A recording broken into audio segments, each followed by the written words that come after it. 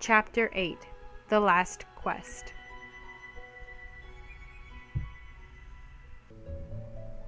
Once again, I stared at the bulletin board, trying to find something, anything. I could tell it was nearing the end of fall because the herb gathering postings were gone, along with the farm help. I kind of want to be a knight before the postings are all requests for shoveling snow. Come on, something, anything. Another battle tournament? No, if I give in to that, Carr wins. It was then I noticed a posting that recruited both knights and knights in training. I hastily snatched it up, almost knocking down other postings in my rush. Another escort mission. Haven't done that since we left Barry. Merchant Ventures? Name sounds familiar. It's a delivery to Norvell. That's pretty far. Swaying back and forth, I weighed my options. On one hand, it was a good opportunity to mingle with real knights. On the other, it meant leaving Oliver. I wonder whether my friends would be up for another long journey.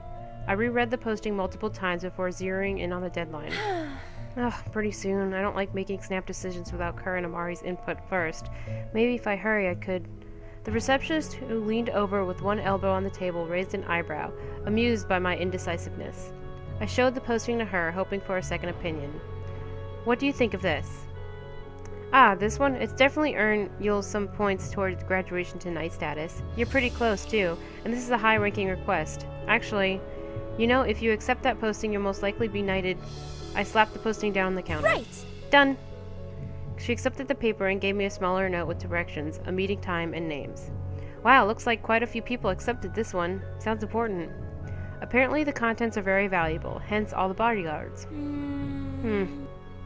There was something nagging at me, but the excitement of accepting such a critical task made me giddy. I practically sprinted out of the guild in the direction of the gardens, hoping to find Kerr and Amari there. To Norvell, huh? I don't care, Auralee. Yeah. Oh, I don't know. Yeah, it's a little out of the way, but it'll be a good experience, and we'll see a new town. I think they'll specialize in mining and all that. I'm sure the dragon altar there would be impressive. Not that you need to see them anymore, Kerr. I don't care. I don't care either way. Ilmari? What was the merchant company again? Merchant Ventures. A dark expression flickered across Amari's face. Is that the same group we escorted when we left Barry? Oh, you're right, we did help them before. Are you concerned it'll be dangerous again? Don't worry, there'll be even more bodyguards this time around. However, Ilmari frantically shook his head as I explained. It's not that. When we escorted that carriage, and when that box fell, I saw its contents. I'm pretty sure it was dragon remains. A tense atmosphere engulfed us, and it took me a moment to register everything. What? No. What? No, that can't be. Are you absolutely positive? The hell? And you didn't tell us or our masters? Keeping something like this secret is... Hear me out. I know I shouldn't have remained quiet about it. At first I thought I was wrong. I've never stumbled upon dragon remains myself, and I'm not that familiar with carriage, but the feathers, the bones. I knew if I reported this to Master Kaya, we would both immediately be ordered back, even if I was just guessing. No exceptions. I was selfish. I didn't want the journey to end so abruptly. I'm sorry. My master was right. I wasn't ready to be a representative for Dragonkind. If I hoped to build a better relationship between our races, I shouldn't disregard acts like this. Kerr peered at me dubiously. You had no idea something like this was going on? What? No. None. I wasn't aware of this at all. I paused, realizing I treaded on delicate territory. Foul implications aside, is there something wrong about possessing dragon remains? Kerr and Amari stared at me as if I uttered a blasphemy in the church. I glanced down in chagrin. No one should be possessing dragon remains. What he means is, when a dragonkind dies, their body eventually returns to Ishtira. Earth dragons become the mountains, Eurus becomes the rivers and lakes, which is why we prefer to die in peace, where no one can find our remains. It's sacrilegious to disturb them, and any kind of dragonkind that accidentally discovers them will immediately void the resting place. I highly doubt that Heavenkind got a hold of those remains with a dragonkind's blessing. No, a dragonkind can't return to Ishtira if their remains are disturbed. So those people acquired the remains through futile means? Maybe it was an accident. You did say even dragonkind can stumble upon them. Maybe the merchants had no idea those belonged to dragonkind. Kerr glared at me accusingly. Are you defending them? What? What? No. No, I mean... I'm trying to make sense of this. I don't think my people would do something that was disrespectful. At least I'd like to believe that. We don't have much to go on. Now I could see why Ilmari was so hesitant bringing the box contents up earlier. Too many questions and not enough answers. Everything regarding this was unsettling and ominous. I glanced down at my note and saw the place and time to meet the carriage. Ah, it'll be leaving soon. You're still accepting the quest? Auralee, I don't want you getting involved with merchant ventures. Please reconsider. Kerr placed a hand on Ilmari's shoulder. Let her do what she wants. I didn't say I would. I'm going to see if I can check the contents. Since Ilmari isn't 100% sure that he even saw dragon remains, right? He nodded meekly. I want to think I didn't. Then let's stop speculating and get some clear answers. I'll go. But what if the cargo isn't the same? The carriage is recruiting quite a few knights and senior knights in trainings, so the contents should be important. It's possible that they're the same. What would Heavenkind wanted with dragon remains anyway? Wait here. If you accompany me, it'll definitely attract attention. I'll be back shortly. Maybe that's why the merchant who hired us in Barry was so nervous. He was being guarded by dragonkind. Ilmari appeared distraught by the idea of me going, while Kerr simply nodded to encourage me. Don't take too long. Let's do this. Right. Leave it to me. I broke off from the group and quickly left for the location indicated on the note. It said to meet just outside the city by one of the fields. I spotted a two-large horse carriage with the Merchant Virtues sign etched on its side. There were only a few people outside of the carriage chatting, so I knew I had arrived early. Discreetly, I approached the other side of the vehicle and peered through the window. Sure enough, there was a long ornate box similar to the one that we had escorted to Oliver. My fingers grazed the handle of the carriage door. I gave it a gentle tug, but it refused to budge. Foiled already. As I pondered on whether to find an alternative, someone grabbed my shoulder. I whipped around, my hand raising to my hilt impulsively. It was an older man with short peppered hair, with a sword at his hip. He frowned at me. What are you doing here? I pulled out my crumpled note. I'm a knight in training who just joined this assignment. After examining me and my badge, he nodded curtly. Then you should probably act like one. Looking suspicious will get you instantly dismissed from the task. Whoops, sorry about that. I was just curious. I'm sorry, being a kid and all. Then take your position. We'll be leaving on our client's orders. We dispersed and I glanced back at the city walls, fighting the urge to return to my friends. If I left now, I would be removed from the mission anyway, and I still hadn't seen what the cargo held. I would have to carry out my duty, at least until I had another opportunity to check the box. Sorry, Kerr, Ilmari, this will take a little longer than I anticipated. Eventually more knights, roughly 7 of them, and the merchant client, whom I overheard was called Dervishi, gathered around the carriage. Finally, the coachman hoisted himself onto the perch. I knew we'd be setting off in a few minutes. I hope Kerr and Ilmari don't think I'm deserting them. I anxiously looked back, but the horses trotted. I forced myself to follow the group. In a desperate attempt, I tossed the note on the ground, even though I was pretty sure the chances of the boys finding it were slim. Not like I had any other method of communicating with them. I lingered behind, my eyes darting from one knight to the next. They were all in uniform, their breastplates shone brilliantly, and they each had a trusted weapon at their hip or strapped to their back. Usually I would be elated just to be in their presence, but my mind was on other things. The city of Oliver vanished from sight as we entered the northern forest. Unlike the birch forest surrounding Barry, these trees were thicker and the terrain even more rocky, although still a far cry from the mountains. I did my best to remain reserved, but Lady Bayard's name was brought up, and the knights asked me many questions about her and me. A few were interested in my sword skills since she had personally trained me. That's still really all they perceive me when they see me. We did not make our first stop until mid-afternoon. As the knights ate, talked, or went for scouting, I approached the carriage again. Although I did not have a chance to physically check the box, maybe Dervishi would let something slip about the contents. The carriage door was open. Dervishi sat inside comfortably, talking to the prominent knight with the peppered hair, who casually stood by the vehicle. Rather terrible design flaw. One swift strike to the chest, and the sternum was shattered. Which is why, even if it's aesthetically pleasing, it's not ideal in actual... eavesdropping isn't helping either. What are the chances I would catch important information anyway? Giving up, I sided away from the carriage. Oh, about the contents? Wait. Surprised, I turned around, only to slam my knee into the wheel. Ow! As I rubbed my leg and stood up, the knight peered around the vehicle and spotted me. Did you need something? Whoops, sorry about that. No, I was just going to ask how much longer break would be. No more than 10 minutes. Relay that to the others. Right, I'll do that. I gave an awkward salute and hobbled away, berating myself and that lost chance. I didn't even feel like passing on the message. Instead, I wandered off while I tried to clear my thoughts. Eavesdropping hadn't worked. The box is always under constant surveillance, and I doubted asking directly would help. It's harder than it looks. The bushes beside me rustled, and I automatically drew my sword and pointed at the leaves. I heard a small cry of protest. Oh. Your reflexes are scary. It's just me. I blinked and lowered my sword. Ilmari crawled out from under the bush and grumbled, brushing dirt off his clothes indignantly. No wonder Kerr made me contact you first. I heard a chuckle not far from Ilmari, and Kerr emerged from behind a tree. I seized my sword, feeling the tension leave my body. You two? How did you find me? Did you find the note? What? No. Ilmari glanced at Kerr, who shrugged. No, we just asked how to get to Norvale, and this is the main road everyone uses. It was pretty easy to catch up after that. Were you able to ascertain the box contents? I shook my head sadly. No, I've attempted multiple times, but there's been no real opportunity. Ugh, you've had all day, too. Hey, you try to be discreet when surrounded by 9 people, most of them armed. If there were just some sort of distraction, maybe I could... The 3 of us fell silent as we pondered. Bring it. I said we just pose as bandits and confront them. It'll keep the knights busy while Aura checks. Ilmari groaned. I'd rather not.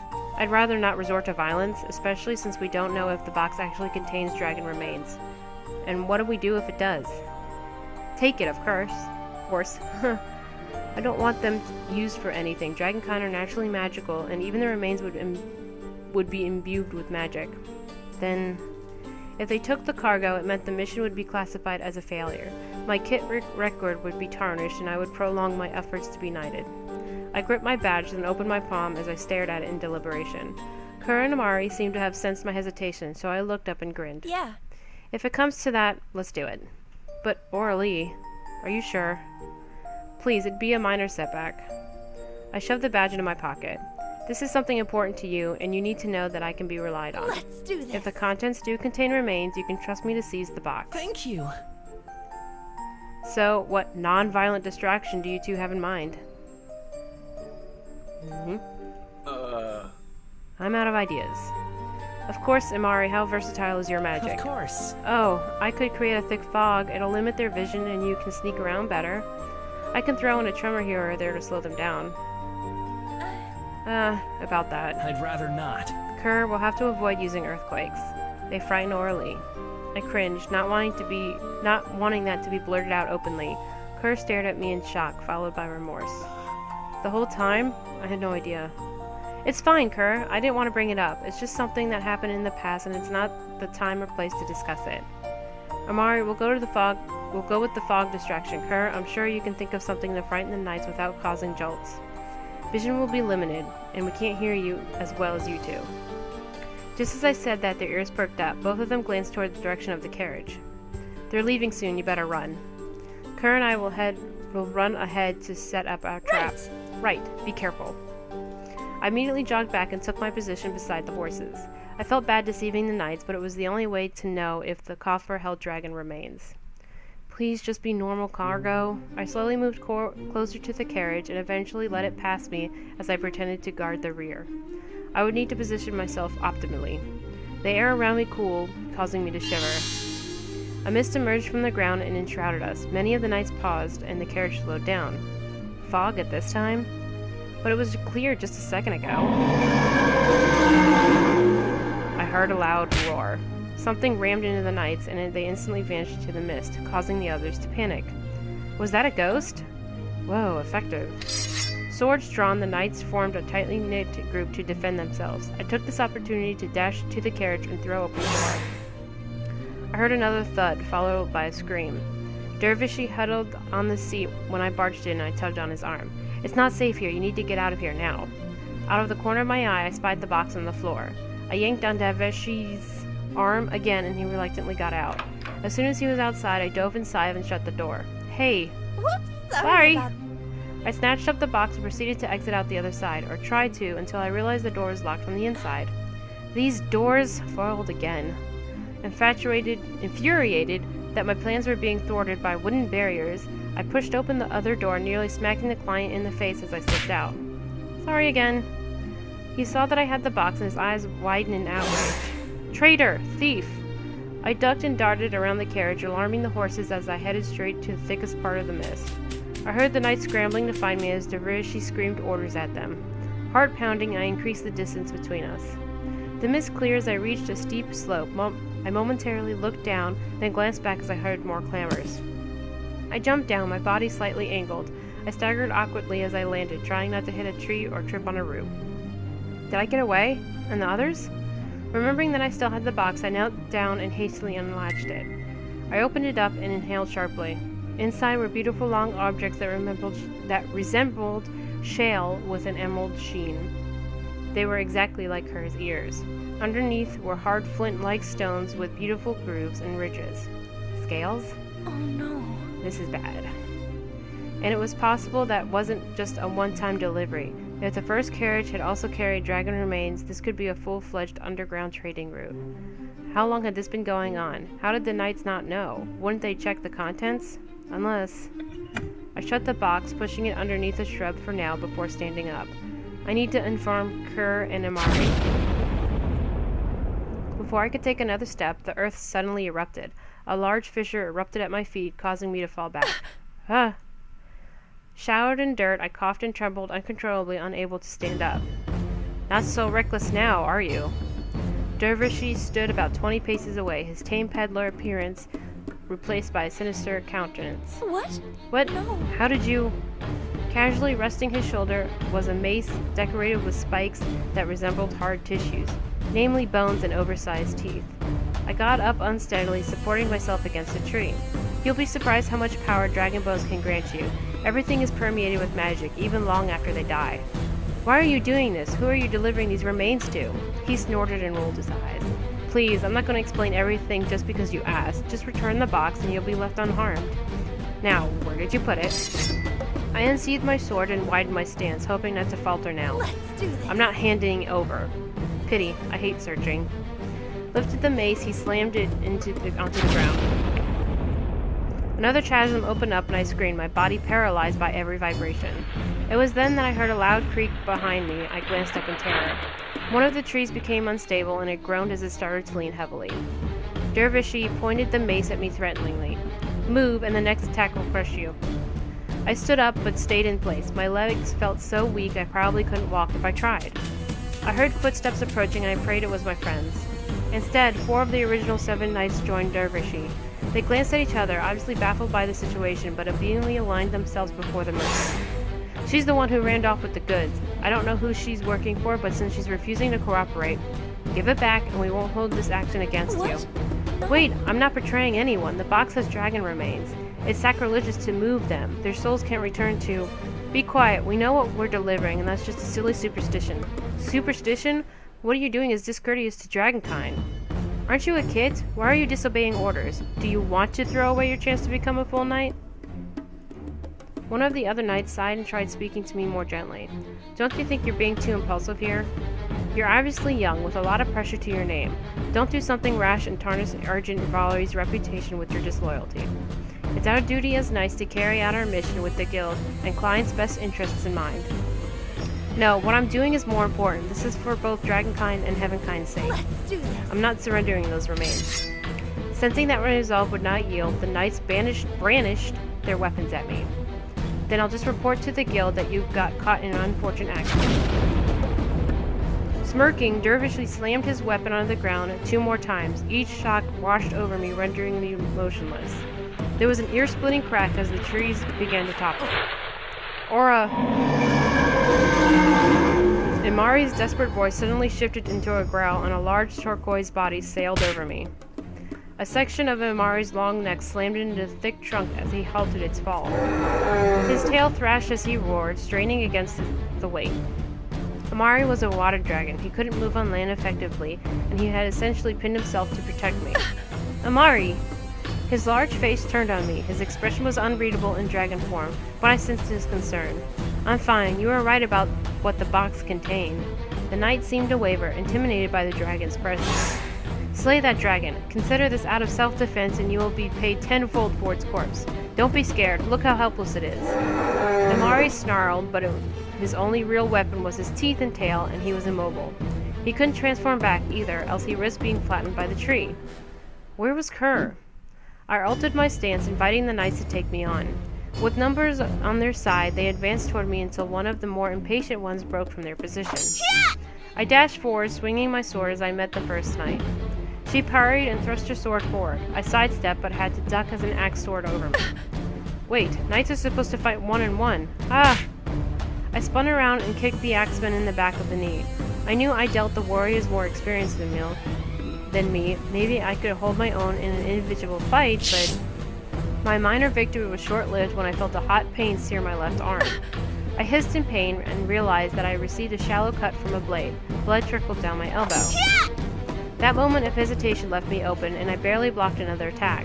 The axeman and the swordsman were overwhelming me, and I frantically tried to keep them at bay. With each swing, their weapons grew dangerously closer, and each blow reverberated up my sword arm. More blood spilled, and the steel blade bit into my torso. I cried out. Ilmari's roar was deafening, and suddenly the axeman was hit with a full blast of water, causing him to topple over. Auralee, stay near me. His guttural voice startled me, since I had no idea he could talk in his dragon form. Looking back, I saw Ilmari urgently stretch his neck out in an attempt to shield me, his fangs fully bared. I retreated closer to him as my three opponents surrounded me. One sprinted toward Ilmari, who was focused on another knight, aiming his sword at the dragon's neck. No! I blocked his attack, trying not to buckle under the strain. Forcing my whole weight forward, I managed to push him back. I heard swift footsteps a second later, and the knight I fought suddenly flew back from the hasty punch. Kerr! He flashed me a confident grin. Bring it. Sorry, was preoccupied with a few others. There will be no reinforcements after this. 2 down, 3 to go, including Dervishi. Kerr spotted Ilmari, and his face flickered in pain. I gestured to the merchant and his mace. Kerr, stop him now. That weapon causes earthquakes. Kerr charged ahead, but the swordswoman blocked him. The other knight, who possessed the flail, focused on me. Although the flail's range was short, its battering power was enough to make me worried. As I dodged an attack, I stepped back and my foot found nothing but air. Tumbling, I dove to the side to avoid falling into the chasm, leaving me vulnerable. Before I could roll away, the dirt beside me burst as the steel ball slammed down inches from my head. Discarding my sword, I grabbed the chain before the knight could raise his weapon and wrenched it out of his grip. He stumbled toward me as I rotated to my back. I placed a well-aimed kick on to his stomach, and he staggered back. I quickly retrieved my sword and scrambled up. Desperate, he bolted for his weapon, but a strong stream of water from Ilmari caused him to topple into the chasm. Kerr had already incapacitated his opponent, leaving only Dervishi, who had retreated enough to be out of Ilmari's attack range. We caught up to him. If you cast aside your weapon, no one will get hurt. Were you simply following orders? If I turn you in... Me? Turned in? You're the one who stole the merchant's goods. There's no penalty for possessing dragon remains. The other knights will report what happened. You'll be stripped of your rank and... He recklessly slammed his mace into the ground, unsympathetic to the unconscious or wounded knights around him. Terrified, I dropped my sword and knelt down, resisting the urge to cry out. Ilmari roared as the tremors caused the tree to abrade painfully against his scales.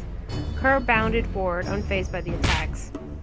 Before Dervishi could launch another assault, Kerr's first fist met his cheek. The merchant went flying, and his body slammed and tumbled against the hard terrain. On his knees, Dervishi threw a fit and repeatedly pounded the ground with the mace. Every strike resounded and increased each tremor's intensity. Whoa. Stop it! If you keep that up...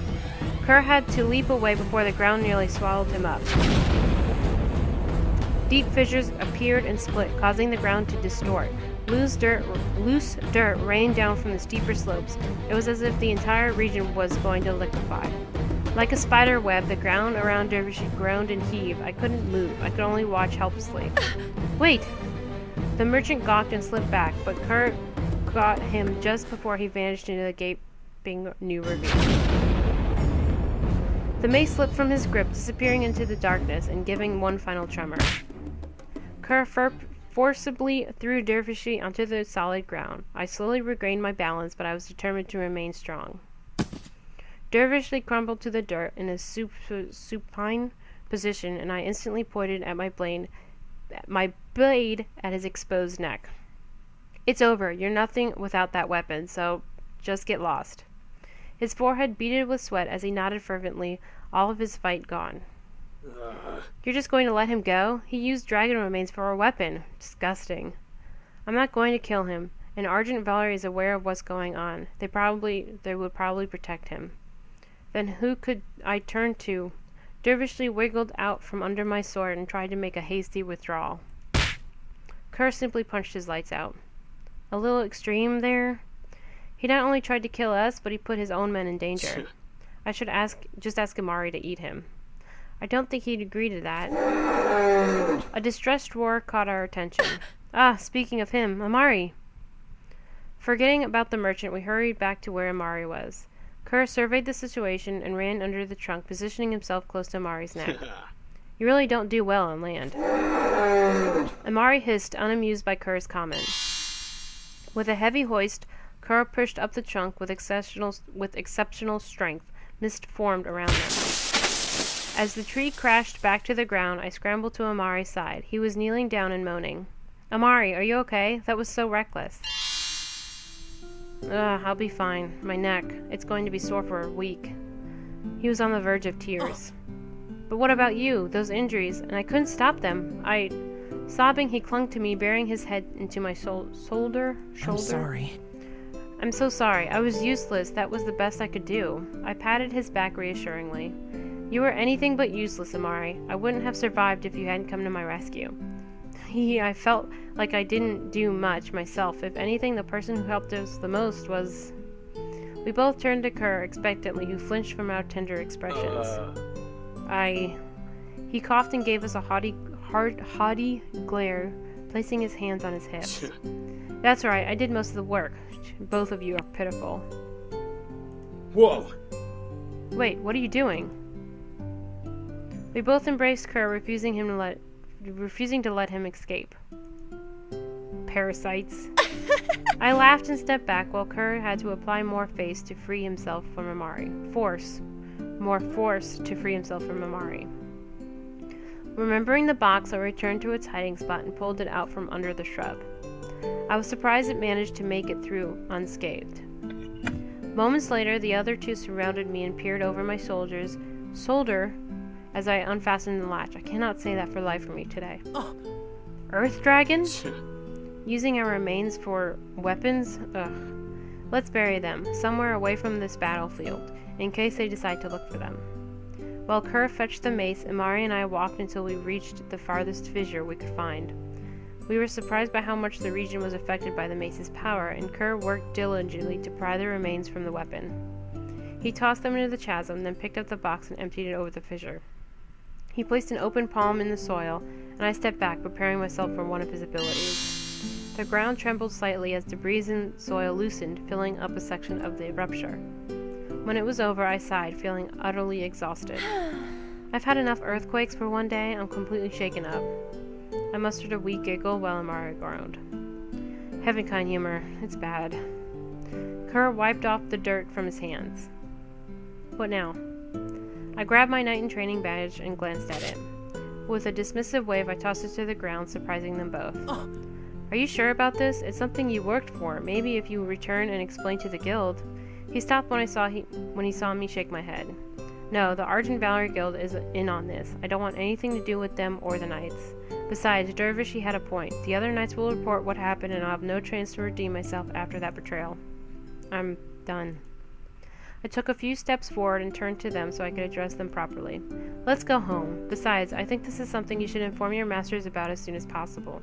If we can't rely on the guild to build a rapport between Heavenkind and Dragonkind, we'll need another angle.